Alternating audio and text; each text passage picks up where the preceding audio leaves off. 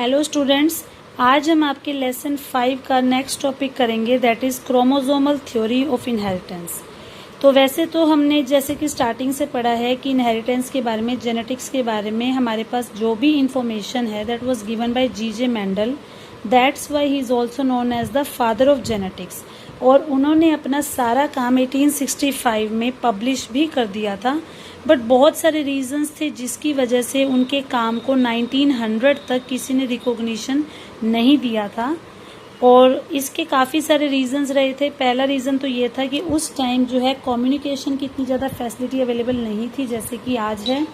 दूसरा, उसने जो जीन्स और फैक्टर्स का कंसेप्ट दिया था कि जो जीन्स हैं वो स्टेबल या डिस्क्रीट यूनिट्स होते हैं जो ट्रेड्स के एक्सप्रेशन को कंट्रोल करते हैं, और जो जीन्स के पेयर हैं उनके बीच में ब्लेंडिंग नहीं होती। मतलब जो भी चीज़ उन्होंने बताई थी उस टाइम जो उनके कंपिटिटर्स थे उन्होंने इस बात को एक्सेप्ट नहीं किया था। और तीसरी चीज़ ये थी कि उन्होंने बायोलॉजिकल फिनोमेना को एक्सप्लेन करने के लिए मैथमेटिक्स का यूज़ किया था, और उस टाइम ऐसा कोई भी साइंटिस्ट नहीं था जिसने बायोलॉजी की चीज़ों को समझाने के लिए मैथमेटिक्स का यूज़ किया हो। तो ये बात भी काफ़ी लोगों को अटपटी लगी थी, इस वजह से भी उनकी बात की सराहना नहीं हुई थी। और फाइनली जो मेंडल थे उन्होंने ये तो बता दिया था कि जो फैक्टर्स हैं वो यूनिट्स होते हैं, लेकिन मतलब उन्होंने उसको नाम दिया था फैक्टर्स, पर आज हम उनको जीन्स बोलते हैं। तो उन्होंने ये बात बता तो दी थी, पर अपनी इस बात के लिए वो कोई एविडेंस नहीं दे पाए थे। तो उसके बाद 1900 में 3 साइंटिस्ट थे, डीवरीज, कॉरन्स एंड शर्मैक। इन तीनों ने इंडिपेंडेंटली मेंडल के रिजल्ट्स को रीडिस्कवर किया। मतलब जो बात मेंडल ने बताई थी उसी चीज को इन्होंने दोबारा से करके दिखाया। और 1900 का टाइम आते आते माइक्रोस्कोपी यानी कि माइक्रोस्कोप्स भी काफी अच्छे, काफी एडवांस्ड वर्जन्स में बन चुके थे।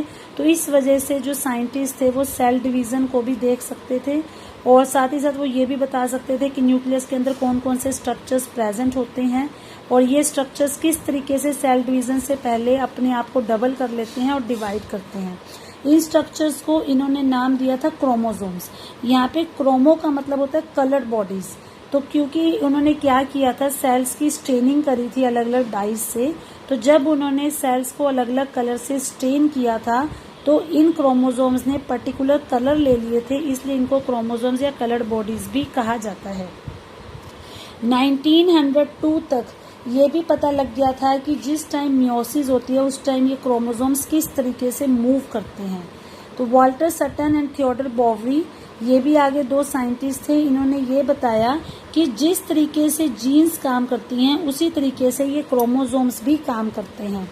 मीन्स मेंडल के लॉज को समझाने के लिए, उनका एविडेंस देने के लिए उन्होंने क्रोमोसोम की मूवमेंट की हेल्प ली थी। तो जैसा कि आपको याद होगा, हमने 11th क्लास में सेल डिवीजन का लेसन पढ़ा था, जिसमें हमने ये पढ़ा था कि सेल डिवीजन में 2 फेजेस आते हैं, माइटोसिस एंड मियोसिस।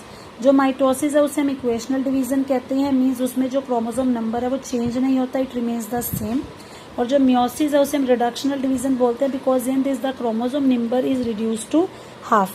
तो यहाँ पे जो ये क्रोमोसोम्स का बिहेवियर था, इन सारी चीजों को ध्यान में रखते हुए बोवरी एंड सटन जो थे उन्होंने मेंडल्स के लॉज को फिर से डिस्क्राइब किया और उसको एक एविडेंस के साथ पेश किया।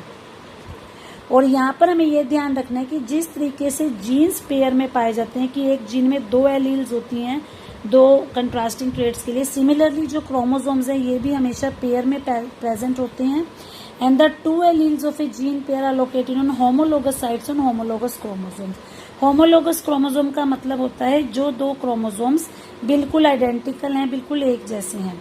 तो होमोलोगस क्रोमोसोम की जो होमोलोगस साइट होगी यानी कि जो एक जैसी जगह होगी, वहां पर जीन के 2 एलील्स पाए जाएंगे। सपोज अगर आपका ये 2 क्रोमोसोम्स हैं तो हम इनकी दोनों की बिल्कुल एक जैसी ही साइट लेंगे। तो अगर इस पे जीन का एक एलील प्रेजेंट है तो दूसरी साइड पे जीन का दूसरा एलील प्रेजेंट होगा। सपोज अगर इधर टॉलनेस वाला एलील प्रेजेंट है तो इधर ड्वार्फनेस का एलील प्रेजेंट होगा। तो इट मीन्स जीन के जो 2 एलील्स हैं वो होमोलोगस क्रोमोसोम पे होमोलोगस साइट्स ऑक्यूपाई करते हैं। अब जैसा कि आप यहाँ पे फिगर 5.8 में दिख सकते हैं, यहाँ पर हमें 4 क्रोमोसोम्स दिखाए गए हैं और ये बताया हुआ है कि अगर किसी सेल में 4 क्रोमोसोम्स हैं तो उनमें मियोसिस और जर्म सेल्स यानी कि जो सेक्स सेल्स हैं वो किस तरीके से फॉर्म होते हैं। आपको ध्यान होगा हमने सेल डिवीजन में G1, S phase, G2 phase, M phase ये सारी चीजें पढ़ी थी। तो अगर आपको ध्यान हो तो जो S फेज होता था सिंथेटिक फेज, उसके दौरान जो डीएनए रेप्लिकेशन है वो होती थी, यानी कि डीएनए की 2 कॉपीज बन जाती थी। तो S फेज से पहले जो G1 फेज यानी कि जो गैप 1 फेज है, वहां पर आप देख सकते हो कि जो आपके क्रोमोसोम है वो सिंगल कॉपी में अवेलेबल है। यहाँ पर इन्होंने क्या किया है, 4 क्रोमोसोम्स थे तो चारों को अलग अलग कलर से रिप्रेजेंट किया है ताकि आपको समझना आसान लगे। तो जब S फेज के बाद ये G2 फेज में जाएंगे तो डीएनए रेप्लिकेशन होने की वजह से जो आपके क्रोमोसोम्स और जो जीन्स है वो डबल हो जाएंगे। तो इसलिए यहाँ पर इन्होंने हर एक क्रोमोसोम को डबल करके दिखा दिया। अब उसके बाद माइटोसिस होगी, देन मियोसिस होगी। मियोसिस के भी आपको याद होगा 2 फेजेस थे, मियोसिस 1 एंड मियोसिस 2। तो मियोसिस 1 के जब एनाफेज स्टेज में आते हैं तो वहां पर आपको ध्यान होगा कि वो इक्वेटोरियल प्लेट की तरफ मूव करना शुरू कर देते हैं। तो यहाँ पर आप देख सकते हो कि ये दोनों क्रोमोसोम्स एक दूसरे से दूर जाने शुरू हो गए हैं। और यहाँ पर भी मियोसिस 1 क्योंकि इक्वेशनल डिवीजन है तो यहाँ पर क्रोमोसोम का नंबर चेंज नहीं हुआ है, लेकिन जैसे ही मियोसिस 2 होगा तो क्योंकि ये रिडक्शनल डिवीजन है तो यहाँ पे क्रोमोसोम का नंबर हाफ हो जाएगा। तो इसलिए यहाँ पर आपको डबल की जगह सिंगल क्रोमोसोम दिखेंगे। और जब ये जर्म सेल बनाएंगे उस टाइम हर एक सेल में क्रोमोसोम की सिर्फ सिंगल कॉपी ही जाती है। सेल डिवीजन के दौरान पहले उनकी डबलिंग हुई, फिर उसके बाद वो एक दूसरे से सेग्रीगेट होने लगे, दूर दूर जाने लगे और एक जर्म सेल में सिर्फ सिंगल कॉपी ही क्रोमोसोम की जा पाती है। अब यहाँ पे आपको एक येलो बॉक्स में कंपैरिजन करके दिखाया हुआ है क्रोमोसोम एंड जीन्स में। और अगर आप देखोगे तो इन्होंने ये नहीं मेंशन किया कि इसमें से A किसको रिप्रेजेंट कर रहा है और B किसको रिप्रेजेंट कर रहा है। और अगर आप इन तीनों के जो पॉइंट्स हैं उनको पढ़ोगे तो आपको लगभग सेम लगेंगे। देन इन्होंने क्वेश्चन पूछा हुआ है कि इन दोनों कॉलम्स में से कौन सा कॉलम क्रोमोसोम को रिप्रेजेंट करता है और कौन सा कॉलम जीन को रिप्रेजेंट करता है। तो आप देखोगे कि इनमें कोई ज्यादा डिफरेंस नहीं है। तो सिर्फ इन चीजों को देखकर हम आइडेंटिफाई नहीं कर सकते, क्योंकि मैंने आपको बताया कि जो क्रोमोसोम्स हैं उन्हीं के ऊपर जीन्स लोकेटेड हैं।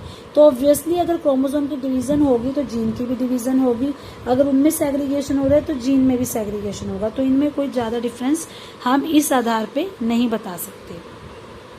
अब मियोसिस 1 की एनाफेज के दौरान हमने यहाँ पे देखा है कि जो दोनों क्रोमोसोम्स हैं वो मेटाफेज प्लेट पे अपने आप को अलाइन कर लेते हैं और एक दूसरे से दूर हो जाते हैं। तो यहाँ पर वही चीज जो मैंने आपको बताई थी कि सारे क्रोमोसोम्स जो हमने 4 क्रोमोसोम्स लिए उनको चारों डिफरेंट कलर से रिप्रेजेंट किया है। तो जो लेफ्ट कॉलम है, जैसे कि आप यहाँ पे नीचे फिगर में देख सकते हो, अगेन यहाँ पर इन्होंने 2 पॉसिबिलिटीज दिखाई हैं। तो यहाँ पर जो लेफ्ट साइड है, जो लेफ्ट कॉलम है वो पॉसिबिलिटी 1 को दिखा रहा है और जो सेकंड साइड है पॉसिबिलिटी 2 को दिखा रहा है। तो जो लेफ्ट कॉलम है जहाँ पे हम पॉसिबिलिटी 1 की बात कर रहे हैं, वहां पर आप ये देख सकते हो कि जो ऑरेंज और ग्रीन कलर है वो दोनों एक साथ ही अलग जा रहे हैं और जो येलो और रेड है वो एक साथ जा रहे हैं। और दूसरे में हम ये देख सकते हैं कि जो ऑरेंज है वो रेड के साथ जा रहा है और जो येलो है वो ग्रीन के साथ जा रहा है। तो यहाँ से हम क्या चीज बता सकते हैं, यहाँ से हम बता सकते हैं लॉ ऑफ इंडिपेंडेंट असॉर्टमेंट। कि अगर आपको ध्यान हो तो मैंने आपको लास्ट लेक्चर में लॉ ऑफ इंडिपेंडेंट असॉर्टमेंट बताया था। उसमें मैंने आपको ये बताया था कि अगर हम डाई हाइब्रिड क्रॉस करते हुए 2 पेरेंट सिलेक्ट कर रहे हैं, जैसे हमने एक लिया था राउंड एंड येलो सीड्स वाला और एक पेरेंट हमने लिया था ग्रीन एंड रिंकल सीड्स का, तो यहाँ पर ये जरूरी नहीं है कि हमेशा राउंड के साथ येलो कलर ही रहेगा और ग्रीन के साथ रिंकल शेप ही रहेगी। जो आपके 2 कैरेक्टर्स हैं ये एक दूसरे के साथ इंटरमिक्स भी हो सकते हैं, इंडिपेंडेंटली वे सॉर्ट हो सकते हैं। तो वही चीज यहाँ पर इन्होंने दिखाई हुई है कि स्टार्टिंग में जब हमने मियोसिस के टाइम देखा था पेरेंट क्रोमोसोम में, तो ऑरेंज के साथ ग्रीन कलर था, तो इसलिए हर जगह ऑरेंज के साथ ग्रीन ही रहा। लेकिन सेकंड सिचुएशन में उन्होंने ये दिखाया कि ऑरेंज के साथ रेड भी जा सकता है।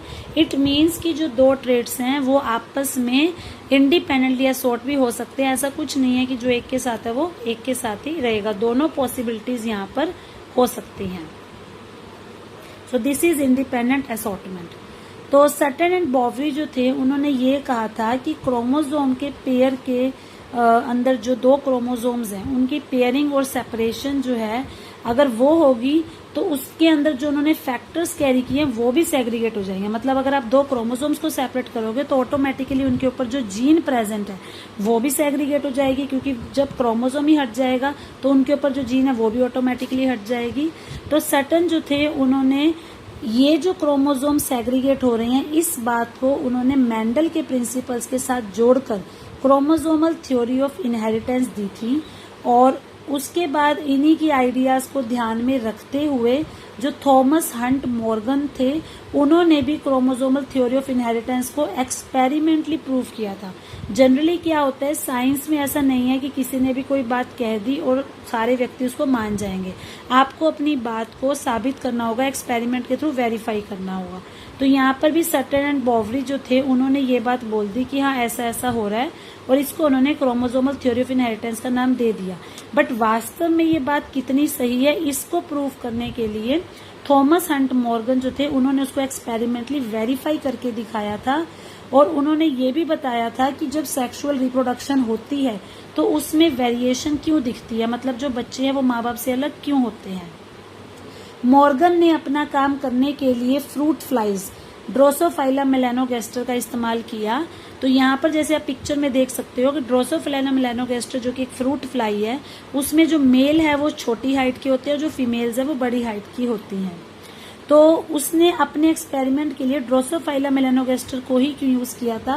पहला रीजन तो ये था कि इनको आसानी से लेबोरेटरी में मीडियम देके ग्रो किया जा सकता था। ये 2 हफ्ते में अपनी साइकिल को कंप्लीट कर लेते थे।